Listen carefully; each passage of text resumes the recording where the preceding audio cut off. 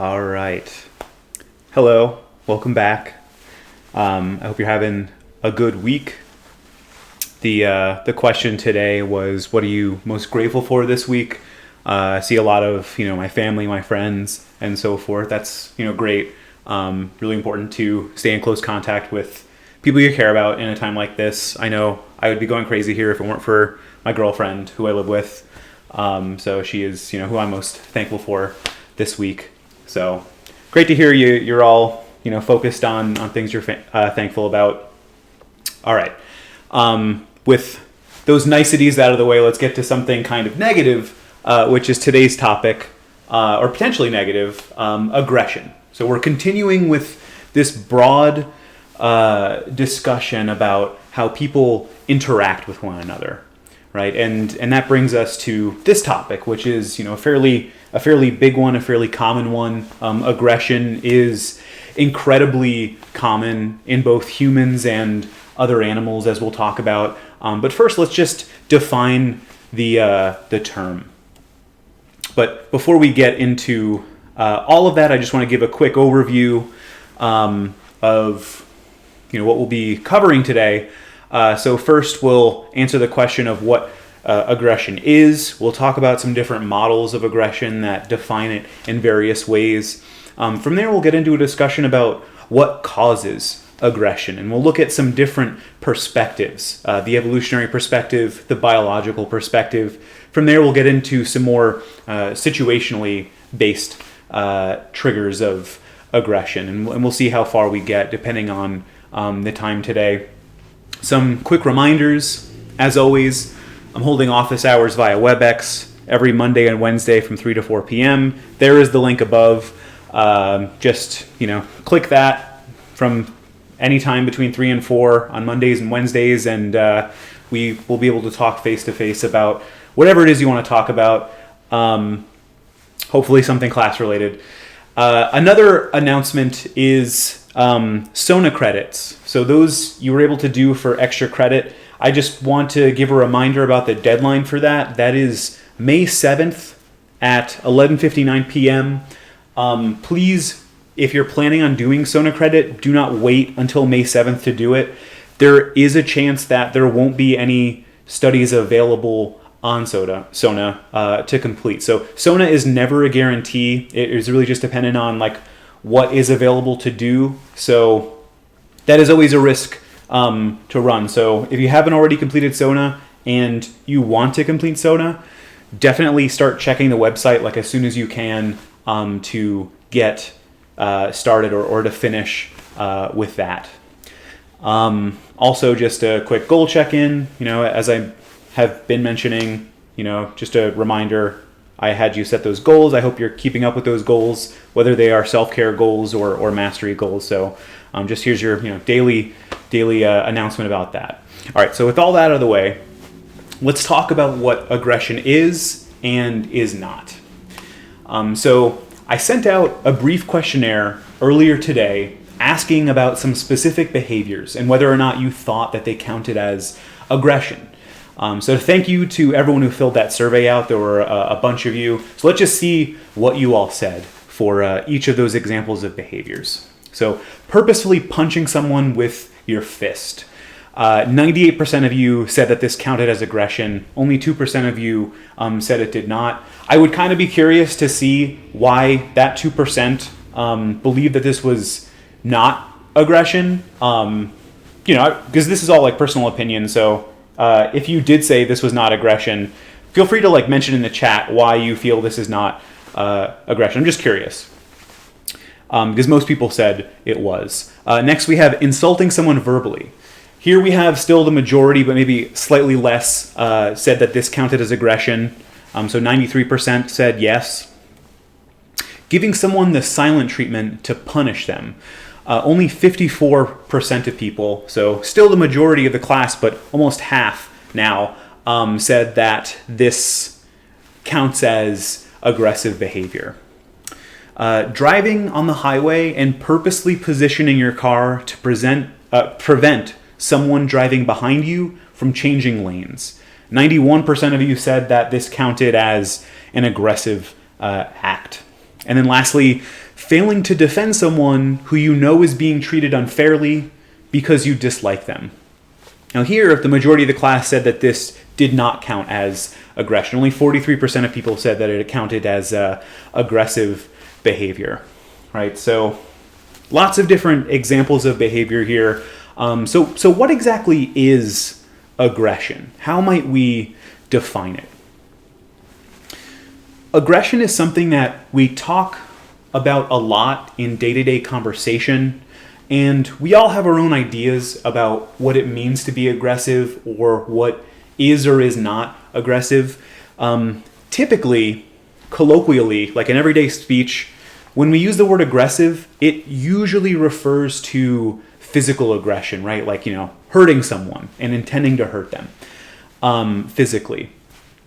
In social psychology, we use a fairly broad definition of aggression. So while we have a colloquial definition, we are going to be sticking with the social psychological definition here, which states that aggression is any physical or verbal behavior that is intended to cause harm. So really any sort of behavior or potentially lack of behavior which is intended to cause someone else harm. The key here is that word intended. The key here is intention. If the goal of a person's behavior is to cause them harm in some way, whether it's physical harm or psychological harm, emotional harm, social harm, then it is considered aggression. So under this definition, every behavior that we just outlined is technically considered aggression. And we'll go through many of those examples and talk about exactly how they fit into a framework of aggression in just a little bit. But first, because aggression is defined as intent to harm, that means that even attempts at harming someone else are defined as aggression. So if a person tries to punch someone and they have the goal of hurting them, but they miss, so they don't end up hurting them even though they intended to, that still is considered aggressive behavior. That's still considered aggression.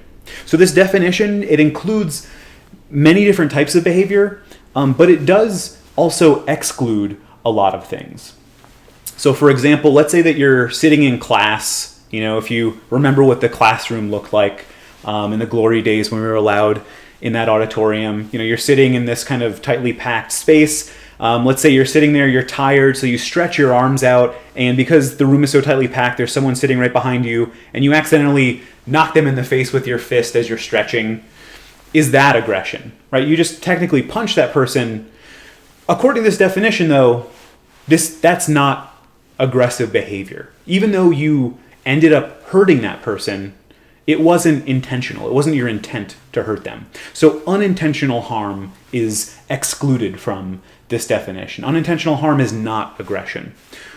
Also excluded are actions that may involve pain as an unavoidable side effect of helping someone.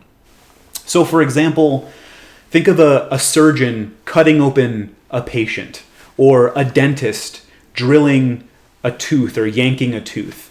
These are intentional actions that cause pain, but pain isn't the goal itself, right? The surgeon or the dentist, they're not intending to harm the people that they're working on. They're intentional actions that cause pain, but ultimately the goal is to help those people.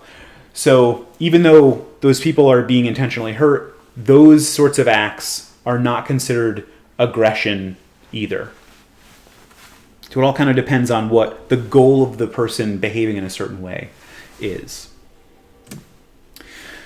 Again, when we think about people behaving aggressively, our minds tend to go to physical aggression or violence.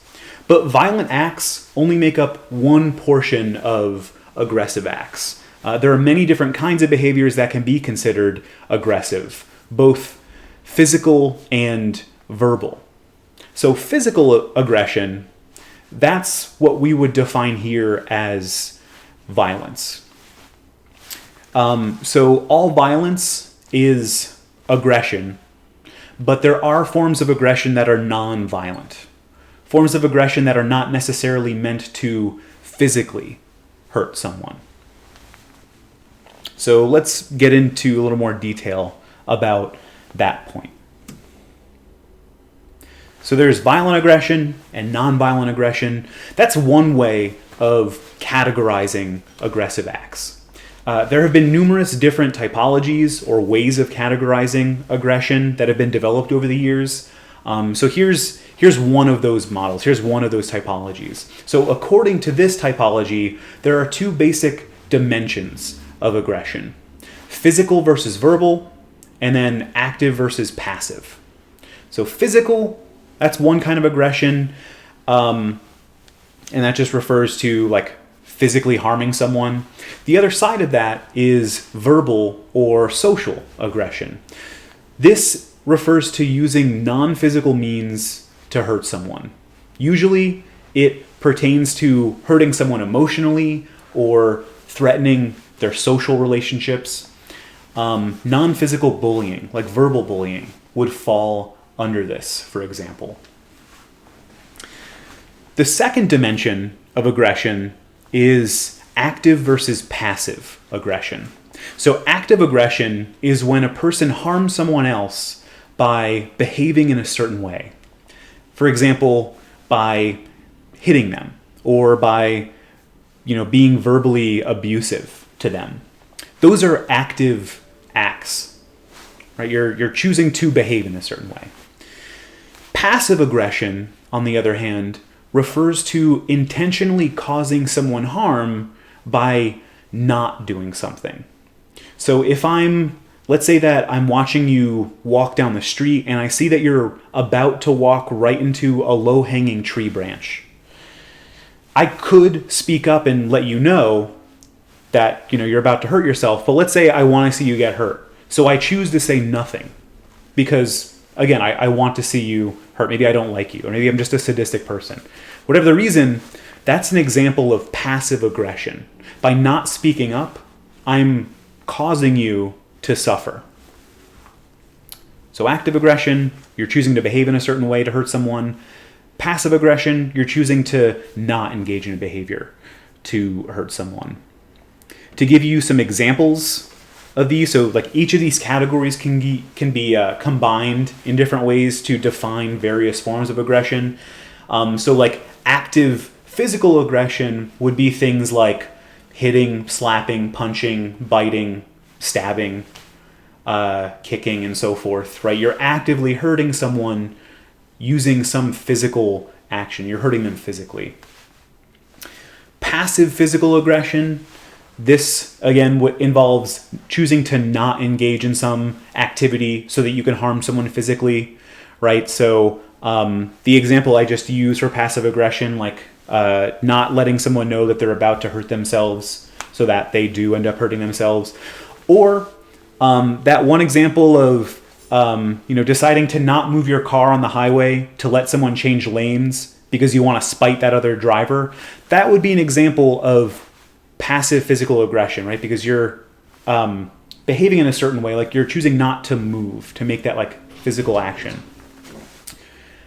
Or purposely walking slowly in a hallway to annoy someone behind you. That's a physical act, right? Like the act of walking is physical, and it's passive, like you're annoying someone by choosing to not speed up or choosing to not move out of their way.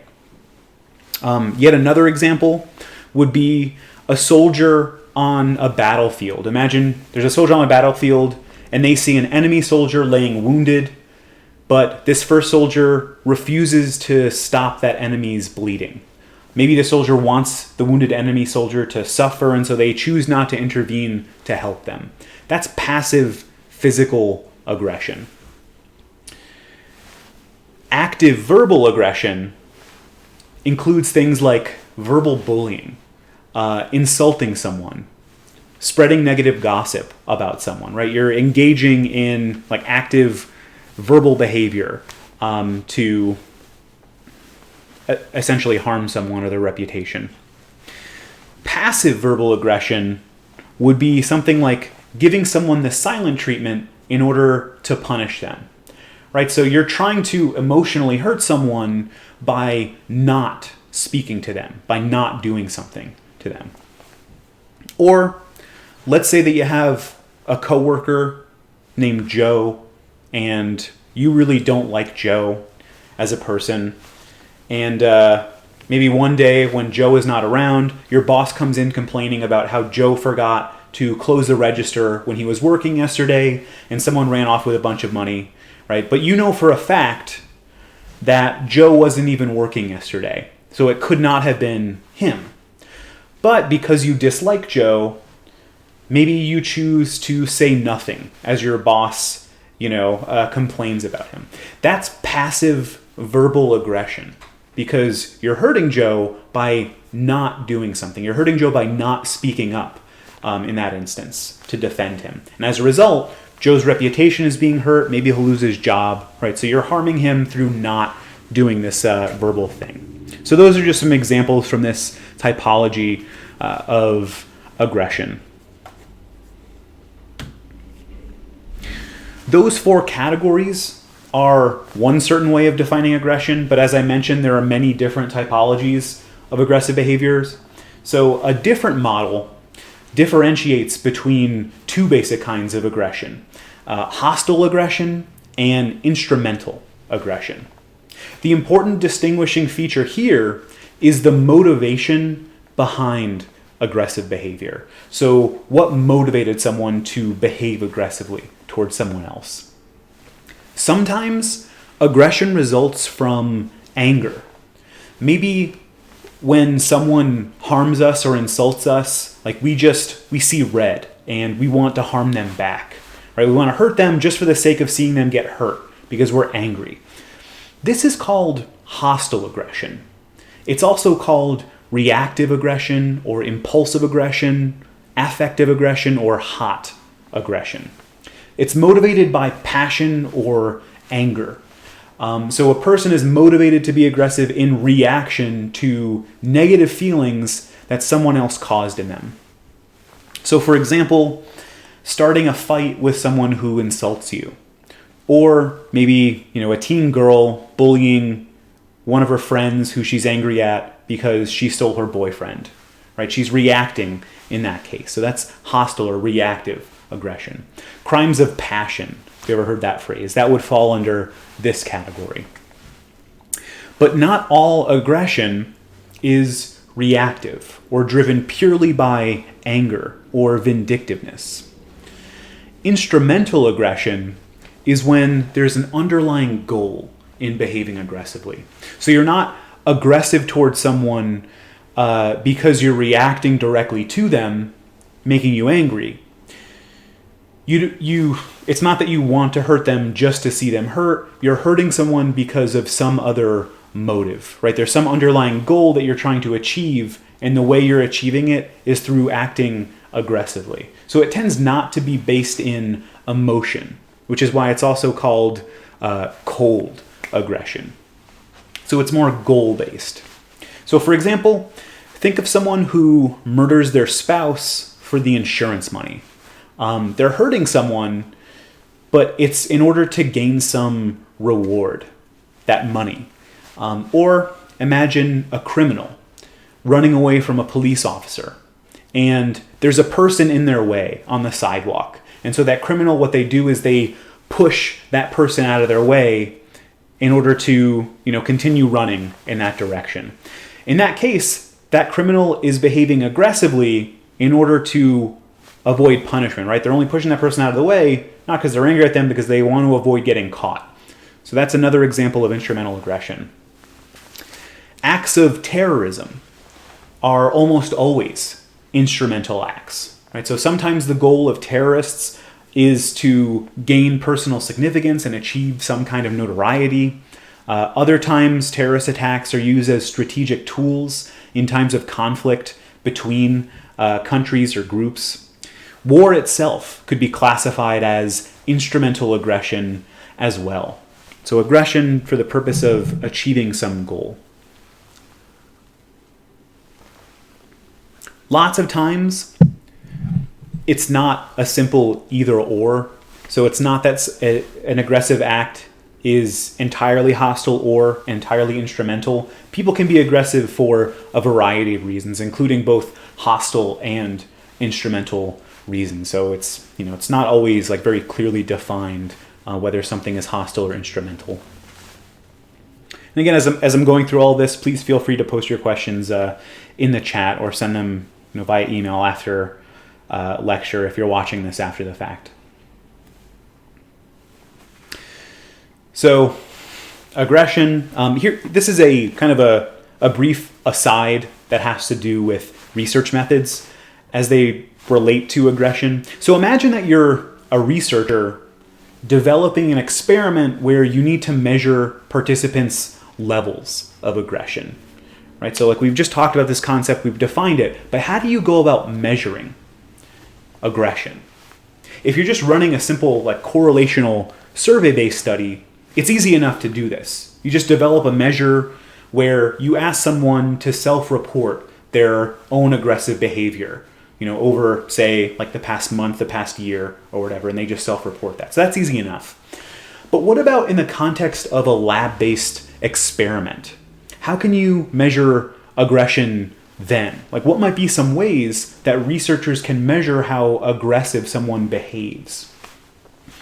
Maybe, a researcher can get a confederate to see how angry they can make a participant, and then measure the strength in which that participant punches the confederate, right? That's certainly one way that you can measure aggression. Obviously, this is not going to be employed in a real study, though, because it's not really ethical to, this poor confederate taking part in your study, right? So, that's not going to be how they measure things. Researchers have gotten pretty creative in the various ways in which they measure how aggressive participants are in lab settings by using these sorts of like proxy behaviors where no one actually gets hurt, but still people are able to like act aggressively or in ways in which they think they're being aggressive that researchers can measure. So like one typical example of this would be, just to set up a hypothetical study. Say you have a participant come into a lab and they're told by the researcher that they're going to be working on some task with another participant. And that other participant, unbeknownst to the actual participant, is a confederate, right? So they're working with a confederate. And in some conditions, that confederate is like neutral or even like friendly to the participant. They don't do anything bad to them. But in other conditions, let's say that this confederate does something negative. Maybe they insult the participant, or like before the study in the waiting room, they walk past the participant and bump into them without excusing themselves, and so on, right? So the goal is to get the participant angry or annoyed at the confederate. And then these two people will be asked to engage in some task together. So maybe like the confederate will be hooked up to a fake shock panel, right? Like in the Milgram studies.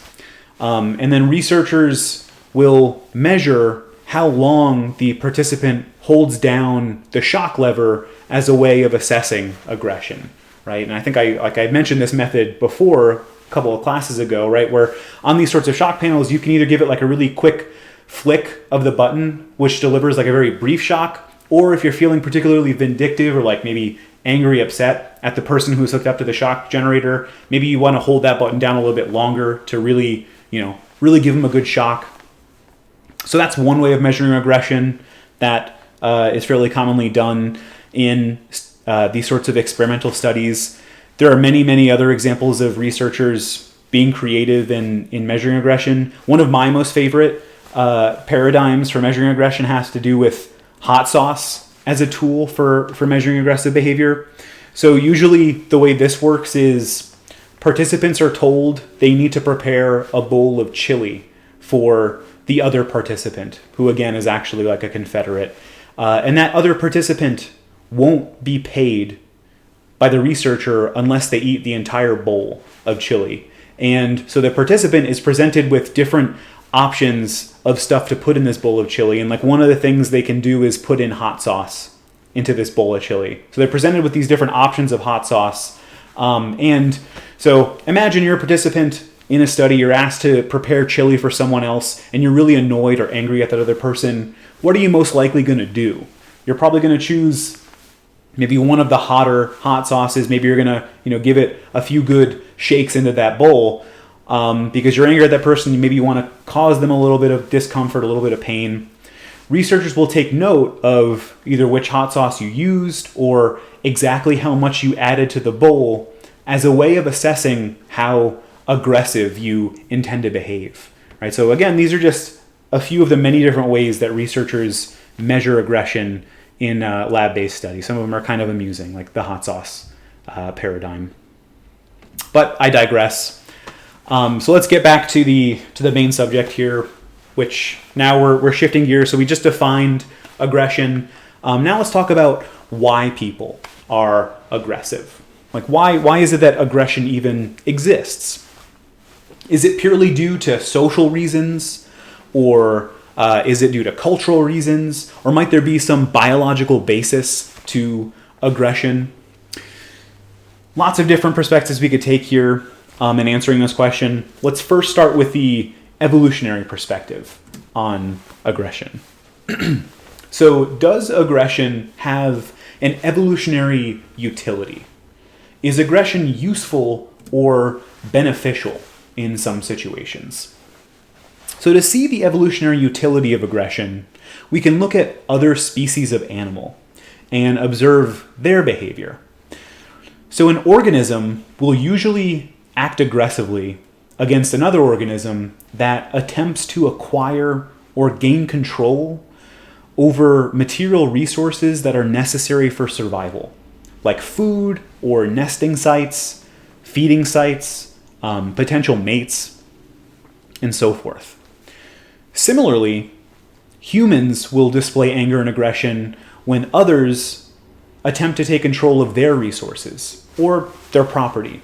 So, like imagine, for example, it's a typical semester where you're not holed up at home, but like you're back on campus and you're at the school library, right? And you're getting ready to study for a big exam. So you've claimed a table for yourself or like one of those little study booths. And you set up your computer, some books, you put your coat over the chair. And before you get down to studying, you want to take a quick trip to the vending machine. So you do that. And when you come back to your table, you see someone else sitting in your seat. Not only they're sitting in your seat, but they're using your computer. How is that likely going to make you feel? You're probably going to be kind of like surprised, maybe a little outraged, annoyed, outright angry at this person. Maybe you even kind of act aggressively towards them, right? And that's a typical response, right? Someone is in your personal space. That usually would evoke anger. So like one utility of aggression is that it helps us protect things that we find valuable or useful, right? By behaving aggressively towards that person, you scare them off, they leave your stuff alone and so forth. And that's how it works in the animal world as well. Animals will also exhibit threat displays and aggression when they or their offspring are attacked. And that's also a tendency that we see in humanity as well. It's even reflected in our culture. Laws in most societies typically punish many acts of aggression, right? But most laws also formally recognize that aggression in self-defense or in the defense of others is justified.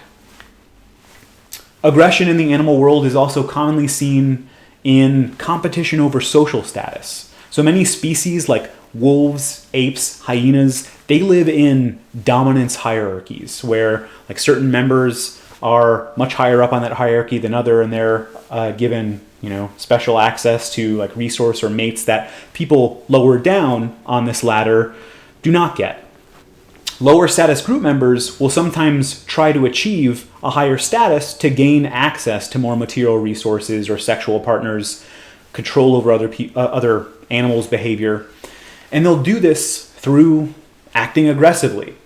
High status group members are typically reluctant to give up their dominant position in their little society, and they'll often respond to a competitor with overt displays of anger. And if the competitor doesn't back down, then there might be some physical combat that ensues. So I'll just, I'll show you a tiny little video showing exactly this kind of behavior in some gorillas. And because there's not really any sound, I'll narrate it if I can. Let's see if I can make this work. All right. All right, so we've got these gorillas. Oops, the video is freezing up a bit. This isn't working that well, but we have this one smaller gorilla who throws sand in the face of a larger gorilla, maybe to kind of challenge his authority. And later on in this video, the large gorilla sort of stares down this smaller gorilla in this really aggressive way. I can include the link to this video in the announcement I send out after class, just because I don't think it didn't seem to work all that well. Kind of getting a little bit laggy. So apologies for that. But anyway, that's just a brief display of aggressive behavior in the animal world as a means of challenging and securing social status. So you see this kind of behavior, not exactly that kind of behavior, but similar behavior in humans as well, in particular in men. So in experiments where male participants have their social status threatened in some way, they tend to act more aggressively in various situations. So across species, aggression is often triggered by the perception that others are making one's life difficult in some way. But aggression isn't the only way to deal with others. Forgiveness is also a really important aspect of social interaction when aggression is concerned. So being able to forgive means that you're better able to form and reinforce social bonds, which can also be really advantageous. So both aggression and forgiveness are displayed in both humans and non-human animals. They both exhibit utility in forming, strengthening, maintaining social relationships, positions in social hierarchies, and so forth. So there does seem to be some evolutionary benefit to aggressive behavior. So that's the biological or the evolutionary view on aggression. What else can account for aggressive behavior? Can neuroscience explain why people behave aggressively? Or why some people are more prone to aggression than others? So aggression, as a concept, it's a fairly complex set of behaviors, meaning that there's no one spot in the brain that controls it, right? It's not like you have an aggression lobe somewhere in your brain. However, certain neural systems do seem to facilitate aggression. So for example, the prefrontal cortex is an area of the brain that is associated with complex cognitive behavior, like decision-making and moderating social behavior. In one study, they found that the prefrontal cortex is 14% less active than normal in convicted murderers. It's also been found to be roughly 15% smaller in men who have antisocial conduct disorder. Less activity in the prefrontal cortex may lead to people finding it harder to moderate their impulses, and so they may be less able to control aggressive outbursts. So that's one potential explanation as to why, the size or the activity within a person's prefrontal cortex is related to how aggressive they are. So like brain abnormalities may be one explanatory factor here, just like the size of these things. But situational factors can also play a role in prefrontal cortex activity as well. So for example, sleep deprivation causes reduced activity in the prefrontal cortex, and poor sleep does increase a person's likelihood to become violent or aggressive. Some other factors that influence aggression are genetics. One way that our genes influence us is through our temperament as children, right? So your temperament as an infant, that is at least partially determined based on your genetic makeup. And our temperaments early in life impact our personality and our functioning later in our lives. So for example, 3-year-olds who have large problems with self-control are more vulnerable to substance abuse and arrest later in life. Similarly, a child who is non-aggressive early in life is fairly likely to grow up to be a non-aggressive adult. Now, granted, the environment in which a child is raised also plays a big role here. So this is just one of the many examples of how nature and nurture interact to influence a person and that person's behavior.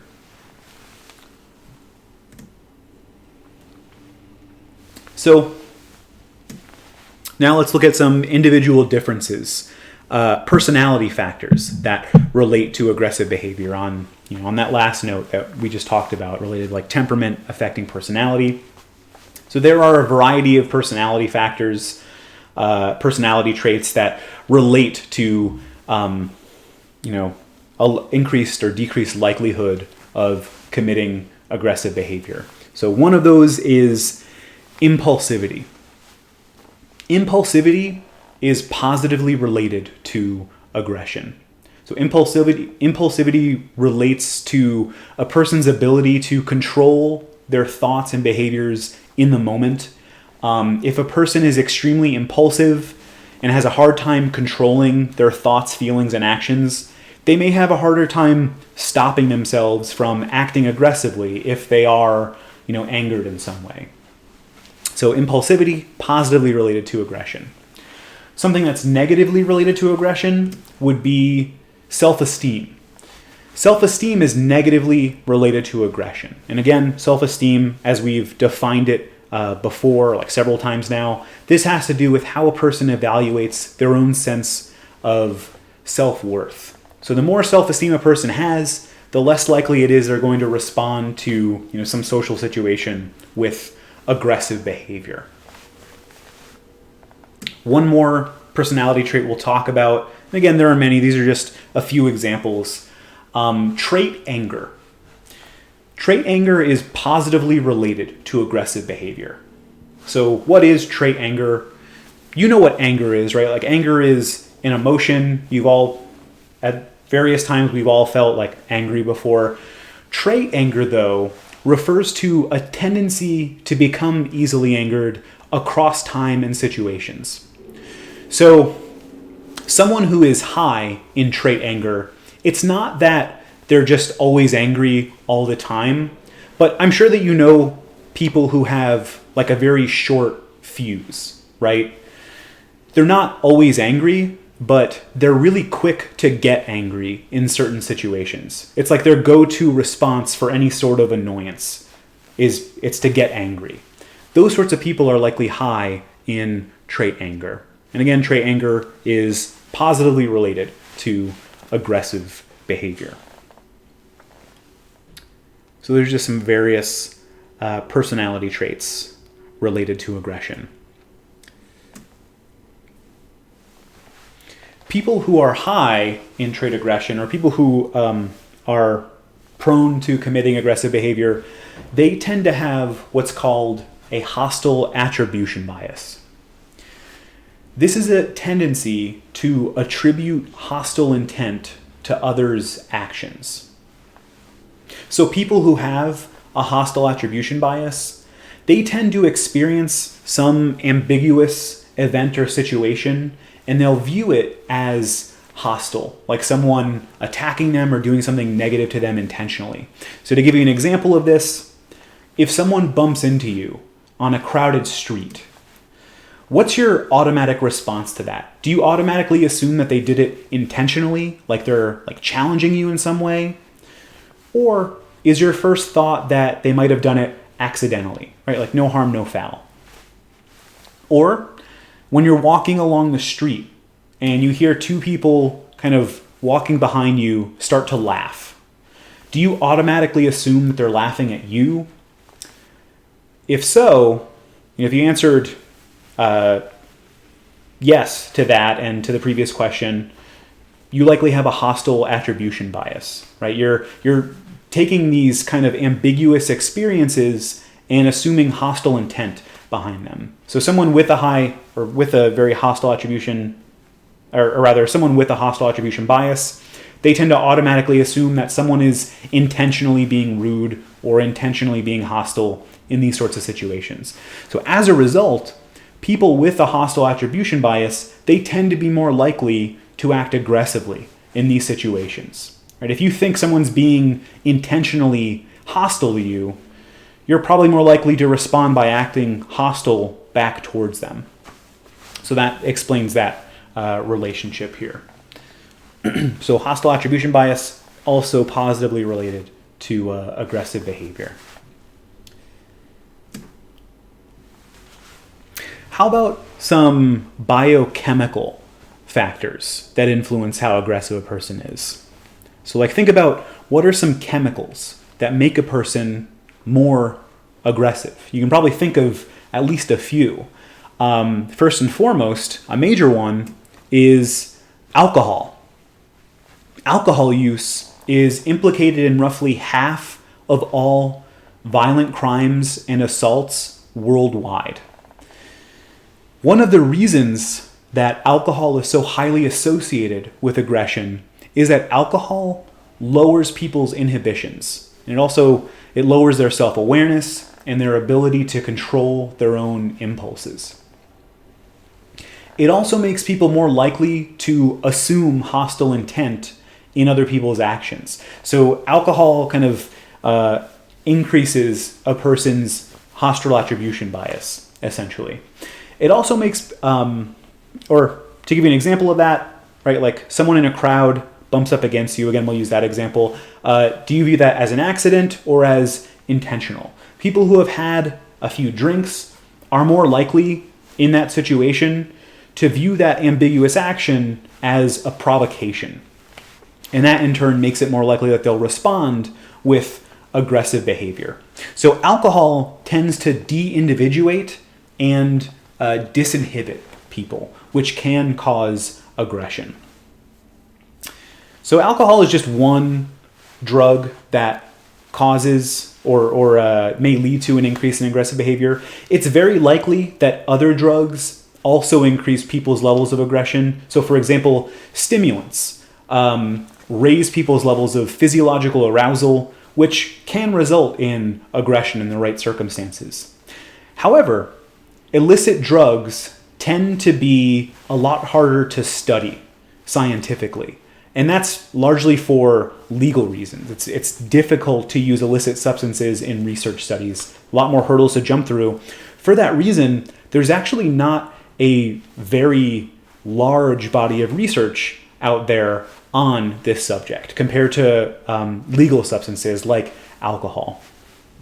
But still, it is, based on what little evidence there is out there, it is likely that stimulants in particular tend to be associated with increased aggressive behavior. Beyond things that people take recreationally, right? We're talking about biochemical influences. Hormones can also influence aggression. So the impact of testosterone on aggression has been very well documented. Drugs that lower testosterone levels in violent men tend to decrease their aggressive tendencies. Among boys and adult men, those with high testosterone levels are more prone to delinquency, hard drug use, and aggressive responses to provocation. One thing worth noting is that it's not that having high testosterone automatically makes a person more violent or aggressive. It does take provocation, right? So it's like, again, this combination of biochemical factors and situational factors. Certain neurotransmitters can also impact how aggressive a person is. So serotonin is associated with the regulation of negative emotions. Decreases in serotonin are associated with an increase in the likelihood of behaving aggressively.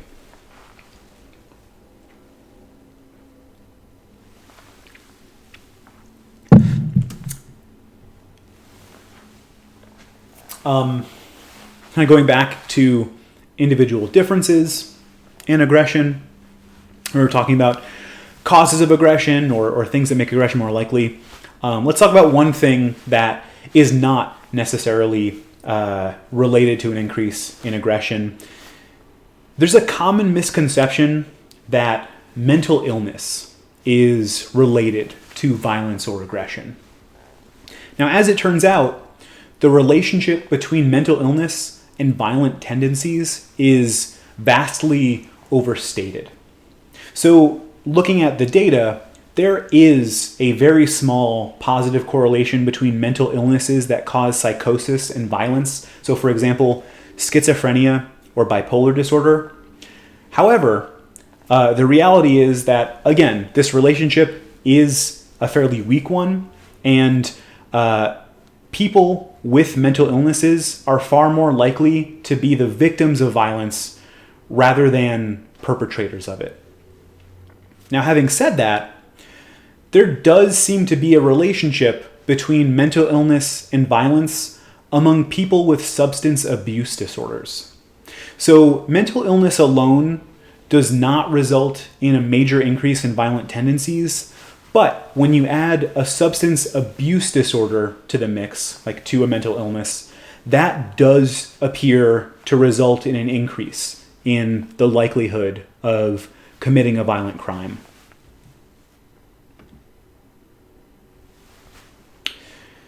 So those are some more biological or like personality-based explanations for aggression.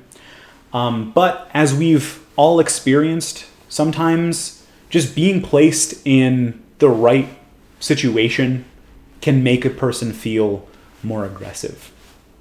So think about some things or like some situations that just make you feel more aggressive. Like when was the last time you felt like being aggressive towards someone in some way? What was the situation that led up to that incident? I'll give you an example from my own life. It's something that grinds my gears. I really don't like getting cut in line, right? So like I'm standing at Kroger, waiting with my basket of stuff at one of those like, the self-checkout kiosk line, right? I'm waiting for one of those self-checkout kiosks to open up, and someone kind of comes slowly creeping up from the side, pretending not to see the line of people waiting, trying to cut in. I'm not having any of that. Now, granted, this isn't something that like happens to me all that often, and it's not really like the biggest problem in the world, but still, it's a pet peeve of mine. But anyway, the basic point here is that often situations that cause aggression are ones where someone is impeding on us in some way, like someone cutting in front of us in line. One of the earliest explanations of why aggressive behavior exists reflects this fact. So it's called the frustration-aggression hypothesis. This is the idea that the cause of aggression is frustration. And I want to be really clear about this, like right now. The word frustration here, it does not mean negative feelings. It's like colloquially, when we use the word frustrated, like I feel frustrated, what we mean is I am feeling angry, like I'm feeling negative emotions. That is not what the word frustration means in this context. It has a very different meaning. So here, within this framework, frustration is defined as the blockage of a desired goal. So, for example, getting cut in line, right? You have a goal when you're waiting in line, which is to get to the front of the line and to get out of the store, right? That's like your goal in that situation. Let's say that someone cuts in front of you. They're creating an obstacle that slows you down from obtaining your goal, right? They are the obstacle. The person cutting in line is the obstacle. And, that is a frustrator to your goal. Nobody likes getting cut. One possible response to that person's actions, is to get aggressive toward them. Like maybe you do something subtle, like mutter under your breath about how rude they are, right? Maybe you confront them directly. Maybe you push them out of line if you're feeling really angry. Not that I would ever do that, but who knows? One of these days I just might snap. Or let's say that you're playing a team game and one player on your team keeps holding you back in some way. Maybe they're like just kind of bumbling around. Maybe they're just not being very helpful, not paying attention, and they're getting in the way of you and like the rest of your teammates from winning. What usually happens is that other people on that team start getting annoyed at that person, right? So again, this is an example of a person frustrating the team by means of preventing them from achieving their goal, which is to win whatever game it is they're playing. Now that could potentially make other teammates aggressive to that one teammate. Maybe they, insult them. Maybe they brush them off after the game is over, or whatever. So that's the basics of this frustration-aggression hypothesis. Is that frustration, or rather aggression, is always preceded by frustration, which is the blockage of a desired goal. Now this frustration-aggression hypothesis, it does have its flaws as kind of an explanation for aggression. Right? So for example, it's not always the case that the desired of a blockage goal will lead to aggression. Right? Sometimes we don't respond aggressively when our desired goals are blocked from us. This model also doesn't explain instrumental aggression all that well, right? So we're missing out on an entire big chunk of aggressive behavior here. It does not explain instrumental aggression. Luckily, though, it's not the only theory of aggressive behavior. Also, I'm noticing in the chat, someone mentioned the picture is blurry. Can't see the PowerPoint. Try reloading this YouTube page, or this video. YouTube page. I sound like an old man when I say that. Yeah, try reloading the video, or scrubbing back a little bit in the video to let it buffer a bit. Hopefully that'll help you out. All right, but back to our scheduled programming. So in many cases, the frustration-based aggression is going to be directed at targets that did not cause the frustration, right? So think about when you're acting aggressively, that's always towards some target. There's always a target of aggression. Sometimes that target is not the person who caused frustration within us or anger within us. That's because many times we can't act aggressively toward the true cause of our frustration for one reason or another. So displacement is the redirection of aggression to a target other than the source of the frustration. So generally, the new target is going to be something or someone that is safer or more socially acceptable to be aggressive toward. So to give you an example of this, think back to when you lived at home and imagine your mom or dad has had a really long, rough day at work. Let's say they had to deal with rude customers all day, or they got yelled at by their boss, or someone cut them off on the highway on their drive back home, right? So they've been repeatedly frustrated throughout the day. And they come home and they see that you're there, and they also see you didn't take the garbage out like they asked you that morning. And so they blow up. They go ballistic on you, yelling, screaming, ranting about the garbage.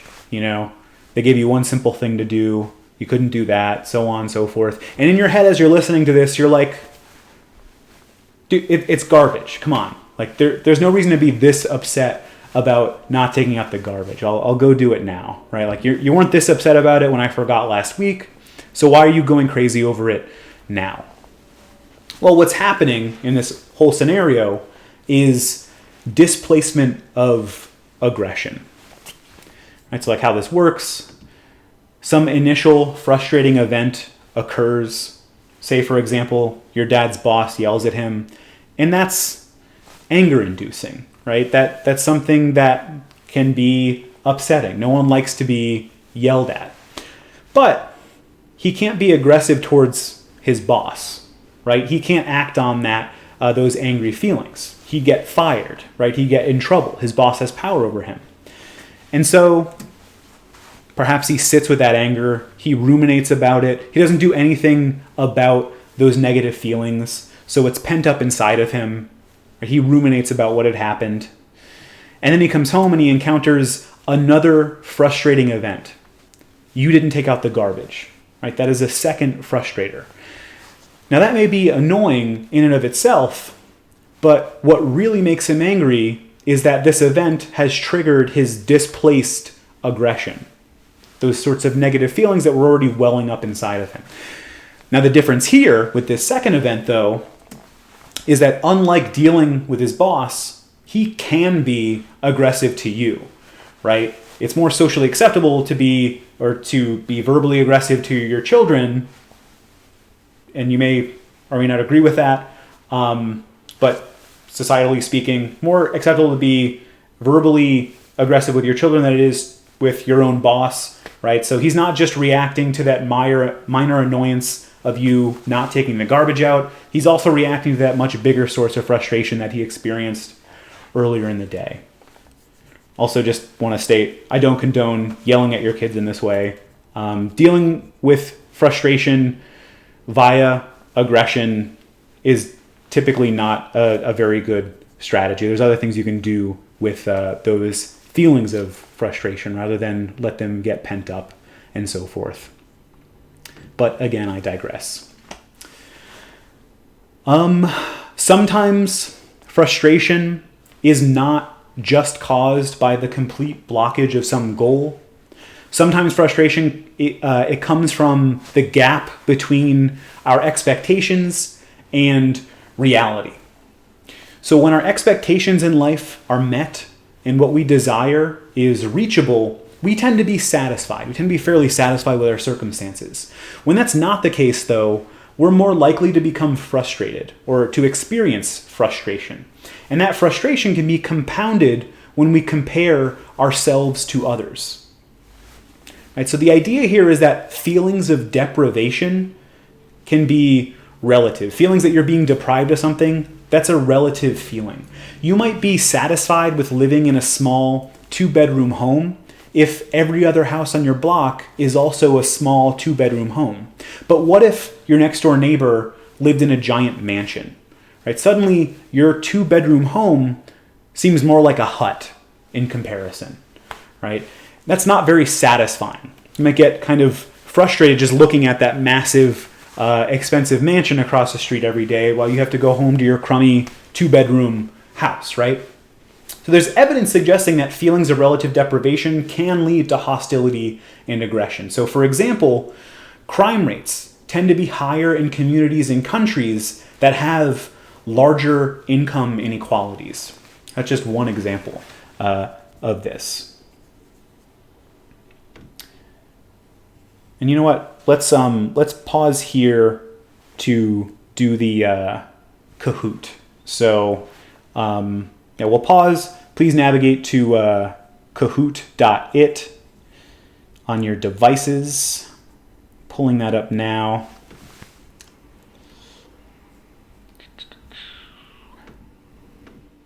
There we go. All right.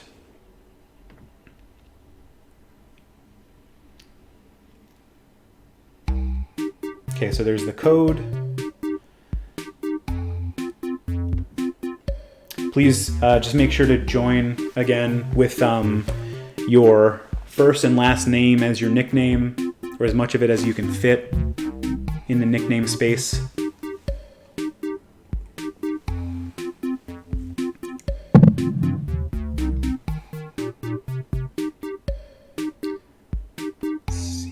Screen needs to be adjusted slightly. That's good enough.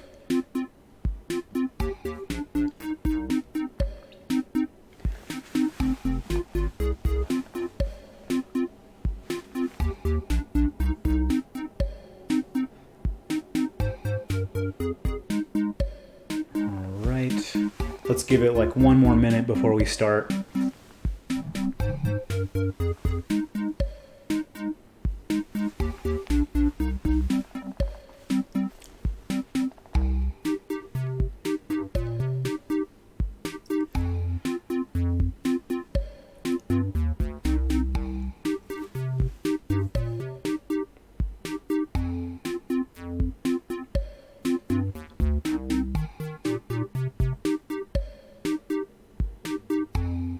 Just reading through the chat about what people are grateful for.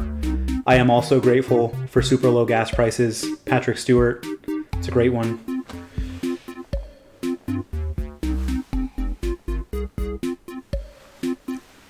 All right, 5 more seconds here before we start. Okay, let's get started. So it's 4 questions. Again, there's a little bit of a delay. I apologize for that. Which of the following statements is not true according to research on the contact hypothesis? Is it simple exposure to different people will help reduce prejudice against them? Working toward a shared goal with others can reduce prejudice? Intergroup contact that is intimate and varied is ideal?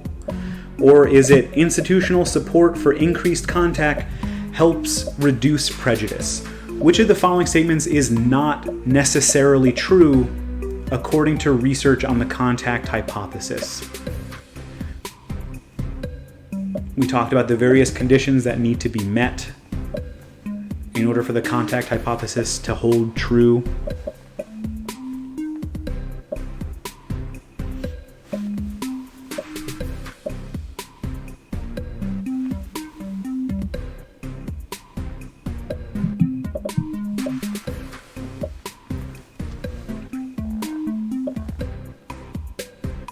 Right, 5 seconds remaining here.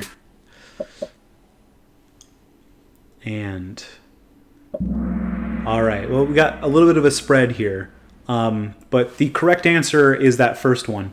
Simple exposure to different people will not necessarily help reduce prejudice against them. That was one of the findings from that body of research. So just being around people of other groups doesn't necessarily reduce prejudice toward them. Contact between groups or between people in groups has to be intimate and varied. You have to form relationships. It doesn't just boil down to simple exposure. So that was why that is the untrue statement. All right, next question. Which of the following is not an example of aggressive behavior? Punching someone who insulted you, trying to punch someone to hurt them but missing, spreading a rumor about someone to damage their reputation, or accidentally hitting someone and hurting them. Which of those is not an example of aggressive behavior?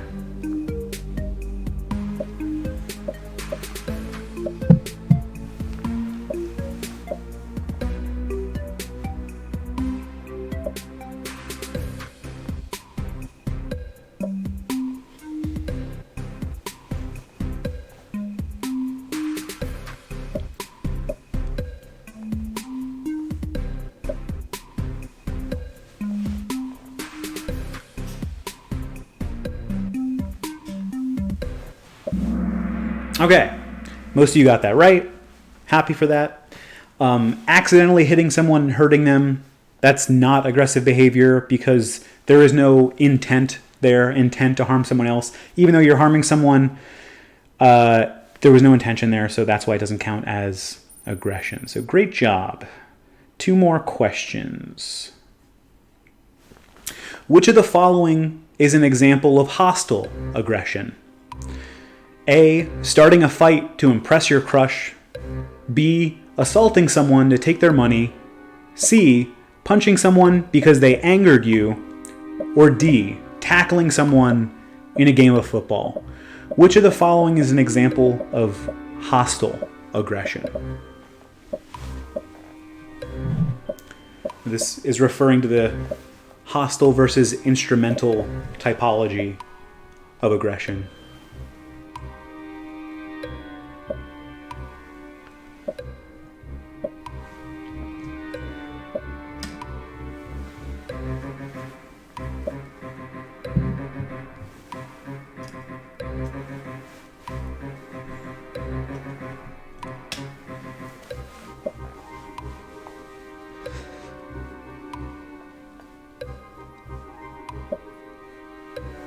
right. Okay, majority of you got it right. Yes, punching someone because they angered you, that is hostile aggression. So remember, hostile aggression refers to kind of reactive aggression. So when you get angry at someone and you're reacting to those like negative feelings that that person or thing causes in you.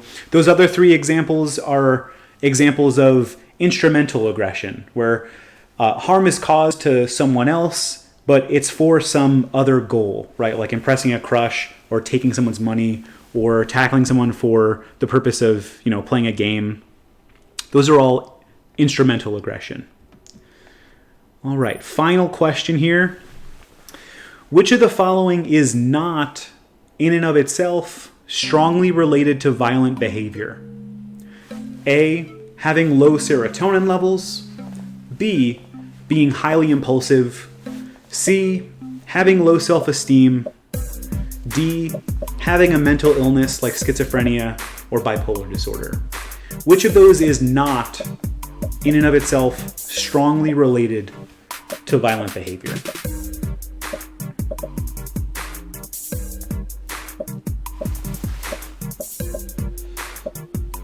Move my head out of the way here.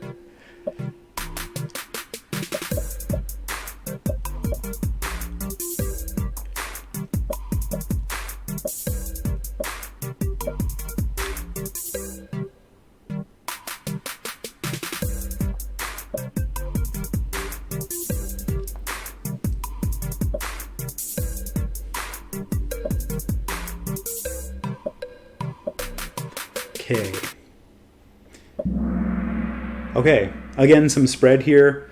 Having a mental illness like schizophrenia or bipolar disorder. As I mentioned, having a mental illness is not in and of itself strongly related to violent behavior. It's only when you combine that sort of mental disorder with a substance abuse disorder. That's when you see a strong relationship with those two things and aggressive behavior. Having low serotonin levels, which is what 17 other people picked, that is, according to the research, linked to aggressive behavior. So, as always, it's good to keep these questions for your own review purposes. I'll send them out after class. So here's just the scoreboard. Congrats to all of you who got a 4 out of 4, but especially to Patrick Caniglia. Again, I think second week in a row, I'm calling fraud on Patrick. No way one person could be that good at Kahoot. All right, well, that's it. I hope you all have a good rest of your week, a good weekend, and I will see you all on Tuesday. So take care.